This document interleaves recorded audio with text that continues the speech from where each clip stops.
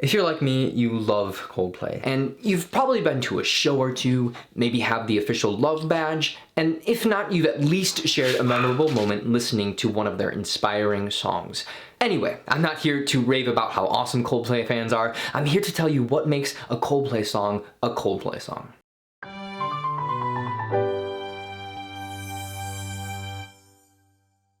Much like in my everyday life, I spent a lot of time studying Coldplay's music. More specifically, I took two of the most popular songs from each of their albums, including Prospects March, as well as two songs that were not on an album, and came up with this list. And after listening to that list about 1,000 times, trust me when I say that was not a chore, I stumbled upon 7 characteristics and elements that I really think define what a Coldplay song is. So I'll be going through that list of 7, as well as at the very end tell you which song I think is the most Coldplay song. So let's get started. Now, one last thing before we get started. I finished the video, uploaded it, and let's just say YouTube doesn't exactly like it when I use Coldplay's music, like at all. Notification. Let's see. Copyright strike. So all the examples you'll be seeing today are me. I know that I'm nowhere near as talented as Coldplay, but I still hope you enjoy. Alright, starting at square one, the 7th most commonly used element in Coldplay's music is their use of raw vocals. Now, as a Coldplay fan, you can probably agree with me when I say that despite his charming personality and devastatingly good looks, Chris Martin is not the world's best singer. Hey, thanks. And before I get a whole bunch of hate on that, what I mean by this is that technique-wise, he's not naturally flawless. What I found interesting about this fact is that Coldplay doesn't really hide this, and they don't cover it up with a bunch of effects or a lot of auto-tune or anything. They just use it to their advantage to make a more natural sound. Now, the 6th most commonly used ingredient of Coldplay's music is a stylistic choice, and it's something I like to refer to as the culminating effect. Now, not in every Coldplay song, obviously, but often enough you see Coldplay starting off with something soft, maybe with an instrument and vocals. When you try your best, but you don't succeed. And then they keep adding. And high up above or down below. And adding. Until at the very end there's an explosion of sound. Tears stream down your face when you lose something you cannot replace. Tears stream down your face and The 5th most used device in Coldplay's music is their use of group vocals, and this is seen in so many of their songs, including these examples.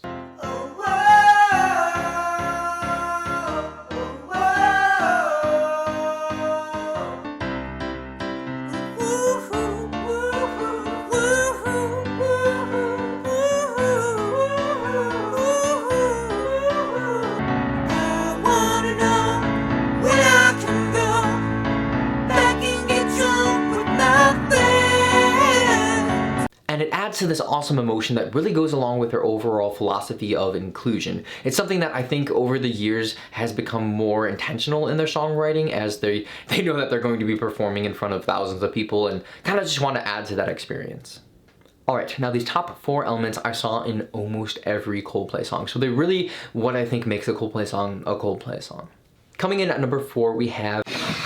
It is currently just past midnight as I am working on these edits, but before I go any further, I just wanted to say that through the process of making this video, I was inspired to write my own Coldplay song, so look out for that to come in the future. And make sure to subscribe so you know when that does come out. But yeah. Oh, one more thing. I realized that I said the word Coldplay like a bunch of times, so sorry about that. And maybe shout out to whoever is able to count that and comment it below. Sure. Alright, back to the video. Coldplay's use of asymmetry. So what I mean by this is they like to have a little fun and break commonly used structures in song arranging. I saw this happen in really 2 places, one at the end of choruses and the other at the end of songs in general, and I'm going to give you an example of this, and I just want you to really pay attention to the melodies. nobody said it was easy.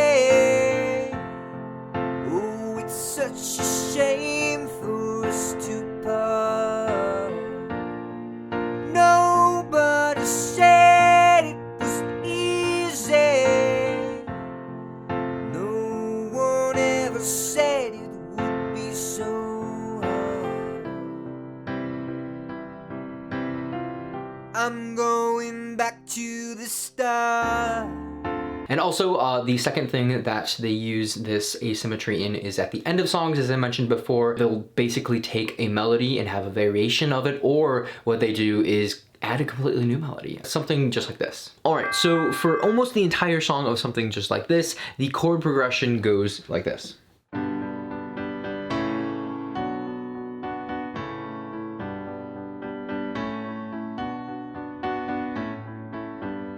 But near the end of the song, they change it up and do this.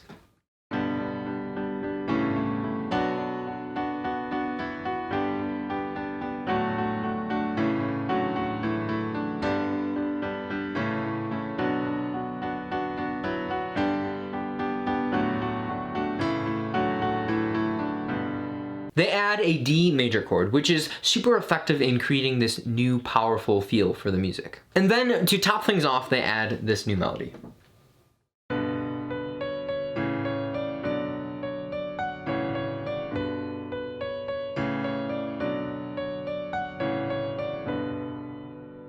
And number 3, Coldplay loves to do some really interesting things in their music to make it not so cookie cutter. They like to add their own color. Now, what do I mean by this?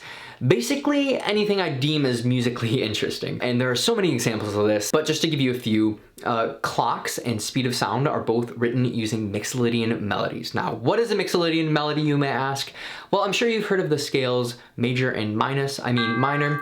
Well, they're actually also known as the modes Aeolian and Iolian, and there are tons of modes, including Mixolydian. Now, I can rant about this forever, but I'm going to spare you of this and just tell you it's super cool. The other example I wanted to show you is this.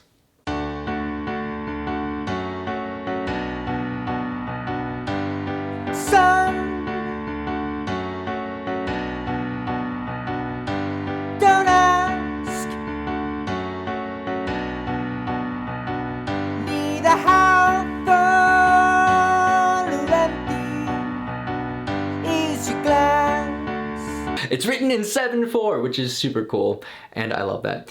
Before I go on to the next one, I just wanted to say that I think the reason why they have this really cool musical influence is because of two things. One being their work with Brian Eno in the studio during Viva La Vida, and then two being the fact that their writing style, the way they write, allows them to be open to having this creativity. You see it in a bunch of interviews, like this one I'm about to show you, that Chris Martin is just sitting at a piano and just stumbles upon it. So here you go.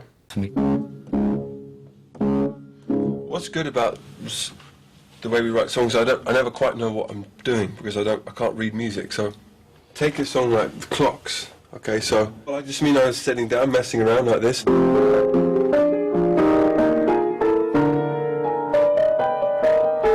This is just terrible. And then suddenly, where does that come from? I don't know. And that brings us to our penultimate characteristic of Coldplay. And that is that in most of their music, they love to use this one instrument. In an interview done recently with Rolling Stone, Chris actually explains that the first time he ever had a fire or a passion for music was in music class on this instrument. As seen in plenty of their classics, Coldplay loves to use piano. And it's understandable why. In several interviews, when you see Chris just messing around or writing a song, as in the most recent documentary, Head Full of Dreams, he's at a piano. And if you've ever been to one of their shows, one of their live performances, you've probably noticed that some of the most intimate moments are while Chris is just at a piano pouring his heart out. And even on their most recent album, I mean, who cannot but tear up while listening to Daddy?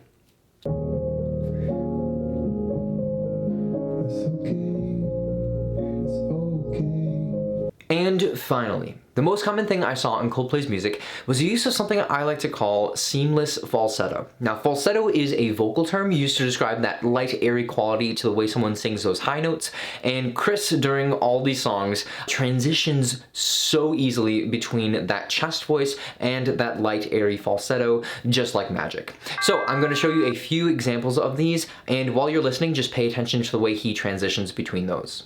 I think I saw you. Birds go flying at the speed of sound to show you how it all began. Oh, birds came flying from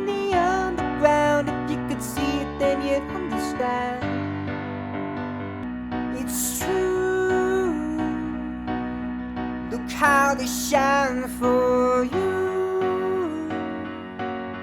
Look how they shine for you. So there you have it. Those are my observations from listening to a lifetime of Coldplay. Oh, before I go, the most Coldplay song is The Scientist. It just has basically everything I talked about today with the exception of group vocals, and it's just a classic. If you enjoyed today's episode and maybe got something out of it, make sure to subscribe, of course, to tell all your friends, and to comment below letting me know which artist you want to see me do next. But thanks so much for watching, and I'll see you soon.